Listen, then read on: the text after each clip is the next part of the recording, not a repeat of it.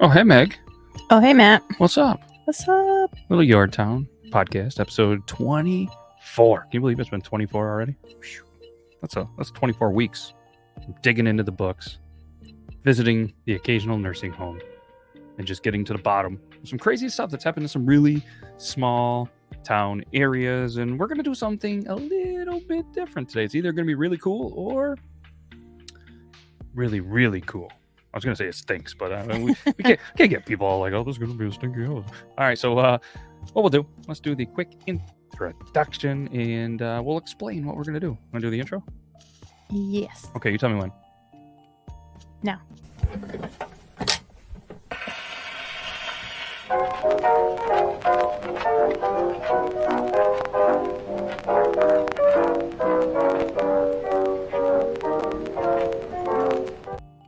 We're back. And I know you've been sitting on the edge of your seat or your vehicle and you're just ready to know what we're doing different. So we decided, we wanted to give a little bit of a different take on it and just kind of see what you guys really enjoy. So we're going to take a book where we do find some inspiration in a couple of stories from Sherry L. Farnsworth, The Historic North Country Disasters. If you're watching this on any of the social medias, you can see the book cover right now. Go check it out. It's available. I believe Meg got this one at the St. Lawrence bookstore. That is correct. So it is a very good book. Very, very, very interesting. Cool. And why I love it, obviously, there's a lot of history in the North Country, and this is kind of what this podcast is about. And we decided that we're just going to kind of read a chapter of it. Sherry, hopefully you're cool with this. But I mean, we're going to give lots of credit. Go buy it again, and we're just going to read one of the stories that she put in here and just kind of react to it, because there's a lot of wild stories, and we want to give Zach a little bit of time to be able to prepare some stories, because he's really into that. We're switching gears, so he's going to be writing, so we want to give him some time. So Zach, buying you some time, and we're going to come back with a couple of cool episodes that he's going to do here soon.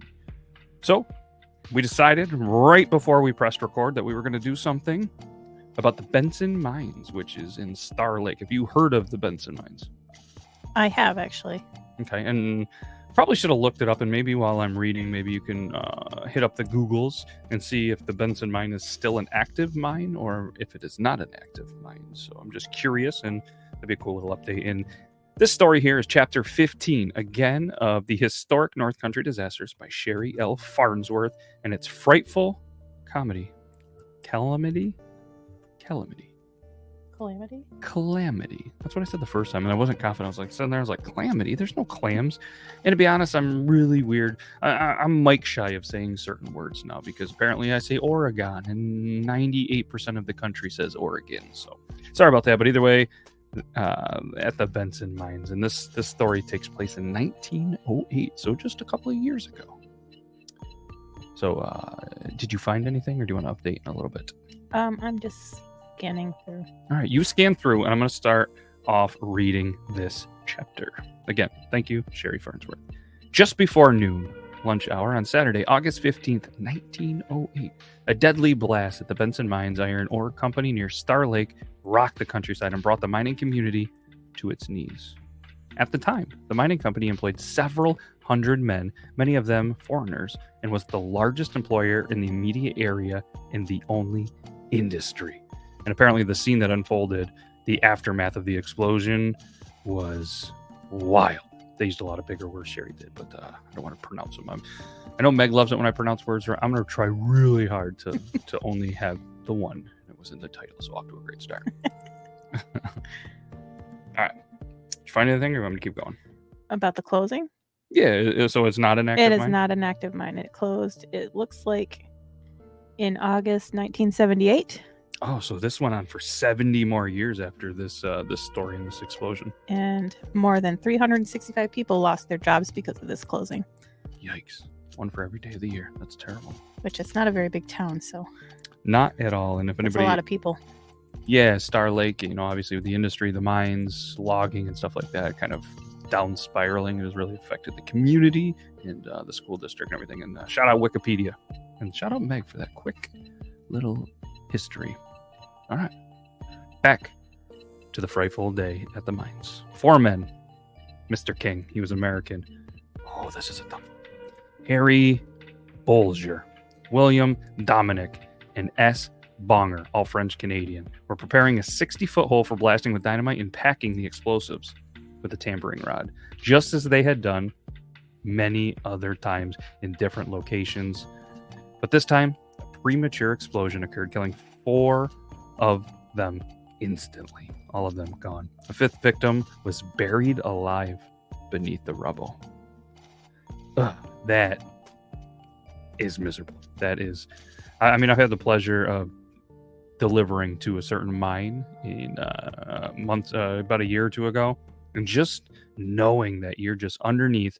Thankfully, things have very much evolved in the mining industry, but there's still that slight chance where you're underneath there being buried alive. That is not something I ever hopefully go through, or hopefully nobody else has to, because that's got to be terrible. Ugh. Okay, so they're all passed away. Joseph King, 6th man, was thrown into the pit. He suffered a head injury and shock, resulting in temporary insanity, according to the Journal and Republican of August 20th, 1908. So there is an insert from there, and it's all written up and stuff. We're gonna skip that part of it from the newspaper. If you guys want to see it again, check out Historic North Country Disasters by Sherry L. Farnsworth. Then the next part of that is the Ogdensburg Daily Journal on the 17th, 1908. Also, went through, interviewed some people that were actually camping nearby Star Lake when the explosion occurred, and they kind of went through there. And like I said, do you want to read the journal insert? Or you just want to skip it? Let's skip it. If you guys want to, again, check this out. Just kind of a decent thing. Shout out Lou N. Wood, Alexis Schlachter, Frank Hayes, and Francis Shane.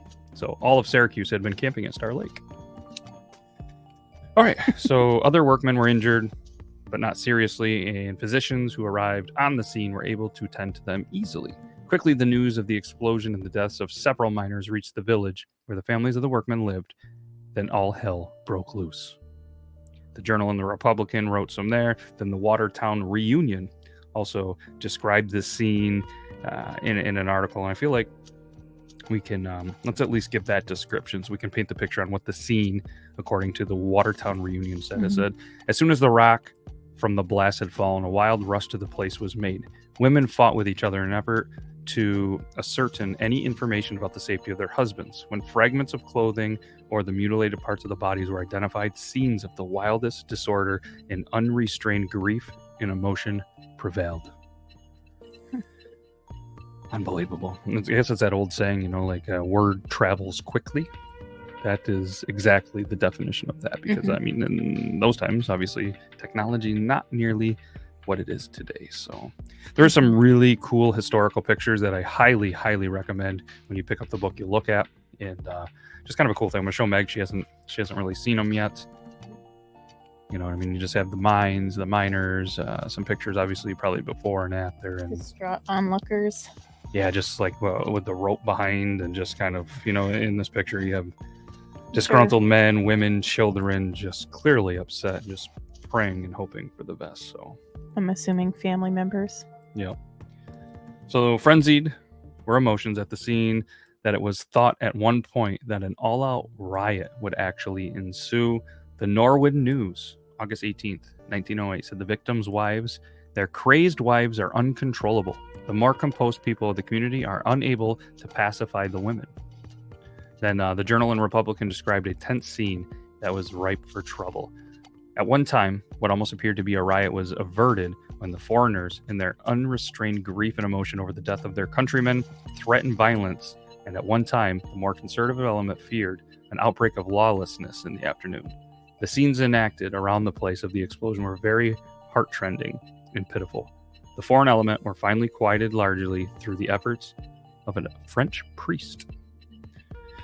Eventually, as one stage of grief progressed to the next, some order was brought to the scene of the disaster. The Journal and Republican said the intense excitement and frenzy among the foreign element had subsided to a degree, and people were almost prostrate. I thought this said prostate, which wouldn't have made any sense, in their grief. The Reverend Father Bergeron conducted a joint funeral service the next morning at St. Hubert's Church. The men were then laid to rest in the Benson Mines cemetery. By that time, calmer heads prevailed, and there was just kind of some acceptance of their losses. And everything just kind of began to set in. Of the 1,000 people who attended the funeral, 300 had to remain actually outside of the church. And there's a report from the Watertown reunion. The wives of the miners attended with their children and friends. Quiet and orderliness has reigned in the saddened village since the accident at the mines. The first wild outbursts in grief and frenzy having subsided.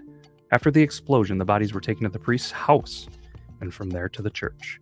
Work will be resumed at the mines within a few days. A few days. They're back in business. Wow.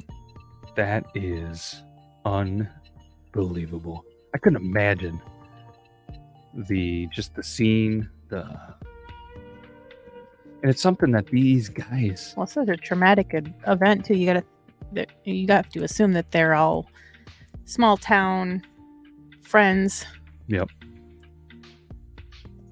I mean, so just to paint a picture of Star Lake, which we do in a lot of episodes, and according to Wikipedia, the total area of Star Lake is 4.34 square miles of land, 0.42 square miles of water.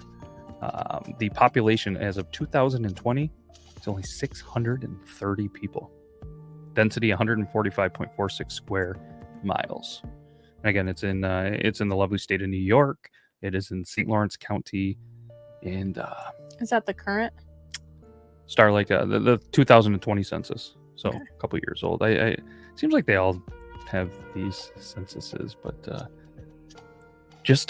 yeah. I mean, I've had the pleasure of being up there. It's not too far from where you are, and I mean the Adirondack Park, Route 3. It's about 15 minutes from There, yeah. where I am. Yeah. It was actually, Star Lake was actually listed on the National Register of Historic Places in 2012. That's pretty cool. When did this town start? I'm wondering. Usually they say, so it did go from, in 2000, there was 860 people, and then down to, within 20 years, down to 630. And of them, 363 households, 26% of them actually had children under the age of 18 living with them. 50% were married couples living together. 10% were single women. 10%. There you go, fellas. Did it say when, in the reading, when the mines opened? It did not. So I have that information. Oh, let's hear it. It was discovered in 1810 and opened in 1890. And then closed in 1978. So it was open for a long time. Yeah, 1800s. I bet you, in not trying. And it was iron ore. Oh. And the iron from the Benson Mines was used in a steel production for Chrysler vehicles. Oh, interesting. Mm-hmm. That's cool. Then I also found that with the closing of the mines, they had more than 365 people lost their jobs, and that sharply declined the economy in that area. Big time. So the number of students enrolled in local schools dropped from 1,400 in 1978 to 625 in the following year. So that's just a 1 year. Oh, say difference. that again. 1,400 students enrolled to 625 in 1 year difference. I mean, So obviously, that's the toll that this mine closing had on this town. wow. So that kind of puts in perspective how many jobs Yeah, it says were keeping, how many people worked in the mine, and that was the community. Yes, it said it employed hundreds of workers and supported over 1,900 people near the end of its operations. Mm-hmm. And the mine also paid over $400,000 each year in taxes, which helped to maintain the local infrastructure and services. I mean, that's then in the 70s. I mean, you're probably talking easy $1 million that could be pumped back into that community that's just gone. Man, that is terrible. And Star Lake is unfortunately a place that is beautiful as it is. It's a great place to, potentially camp if you like the outdoors and stuff like that. It's a great place, but as far as extremely scenic area, beautiful, just absolutely beautiful. But there is really nothing up there anymore that you can that at least I can think of. No, you kind of have to drive through and keep going to get to anything. And go up into like Cranberry, Placid, through that way. Man, tough to be up there. But we always throw in a quote. So I'm going to pull a quote here from Catherine Susanna Pritchard. The mining industry might make wealth and power for a few men and women, but the many would always be smashed and battered beneath its giant treads.